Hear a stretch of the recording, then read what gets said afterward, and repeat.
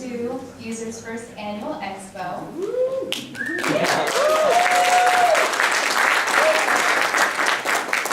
my honor to introduce our first guest here, Professor Mark Arl-Chabal. He flew all the way from Wellington, New Zealand, here to join us here today. He's the Dean of the Faculty of Architecture and Design at the Victoria University of Wellington, and a longtime supporter of Fuser.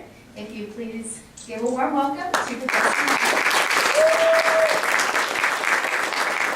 Thank you very much. Well, welcome everybody to this event. It's obviously a very special day for me to be here, for you too, for this first user meeting. 4 years ago, exactly actually to the day 4 years ago, I got a phone call from this random dude, and he said, Professor, I have something there, and I want to show you that.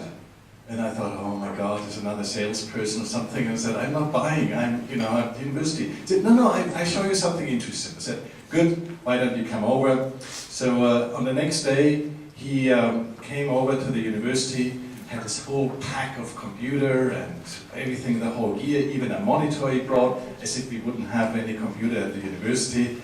And set it all nicely up and said, well, I want to show you a product which I developed. At that time, we didn't have a real name yet. And he showed me Fuser. And I thought, wow, this is really good. This is really very, very special. And it was at the very beginning of Fuser. And so we talked and we chatted the whole morning, and we got along obviously quite well. And so since that, Henry and I, we met once a month, maybe every second month, where we talked about in which direction Fuser can go and what are actually elements what architects would need or could need. So he asked me, so what shall I do with this software? And I said, well, it would be good to have this function and that function. And I thought, well, that takes probably some time until he has really that developed. It took no time. The next time, he had all my wish list implemented and some other things. And I can be, oh wow, I have to really watch out what I say, because he's doing it. So after a couple of meetings, after half a year, I kind of really ran out of ideas what else to do with it. You know, it was already more or less there. Okay, we all know it's not there, we all have our wishes, and it's still developing. But I saw that Henry was very keen on producing a tool, not necessarily because he thought, you know, he has to produce something, because he had this passion and this vision that in the industry, in BIM, we need something which enables us to work very, very differently in the environment, which the current instruments don't allow us. And with Fuser coming in suddenly, it changed really the world of how we now engage in BIM and how we actually can communicate our projects in a very, very different way. At that time, I was also in the Hong Kong BIM Association, which sort of started up more or less at the same time, where people from the industry came together to talk about how can we develop BIM in this context. And they all were absolutely Revit hardcore people and, you know, BIM people, and they really know what this whole thing is about. So I talked to them and said, you know, it's all fine, but have you heard about Fuser? I said, oh, you know, we haven't, but so I told them what it is, and everybody said to me, we don't need that.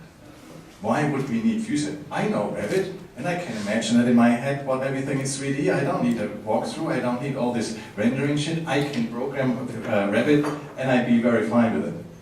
I said, well, but you know, there's other things you can actually do and develop. And people were very skeptical.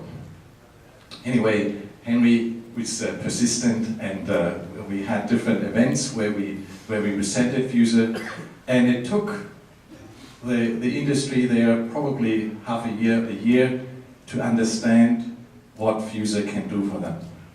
Now, none of these geeks talks about Revit anymore. They all talk about Fuser.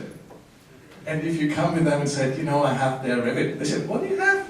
So it is really interesting of how people turn around, how they see the potential, and it's probably the same with you, what you actually can do and how that really enriches our lives. And in this context, I'm really now fascinated and excited to hear what you present, what you can bring today, how we exchange the things, the ideas, and where we actually are. And I think this is really the value of an event like this, that it's not only that we show off and what good we are, but actually to listen, to understand the different needs of the different people, different industries, where we actually are and how we can enhance the development in this field. It's not about the software, it's about how we can work, how can we communicate, and how can we move forward and be actually there where we want to be at one day.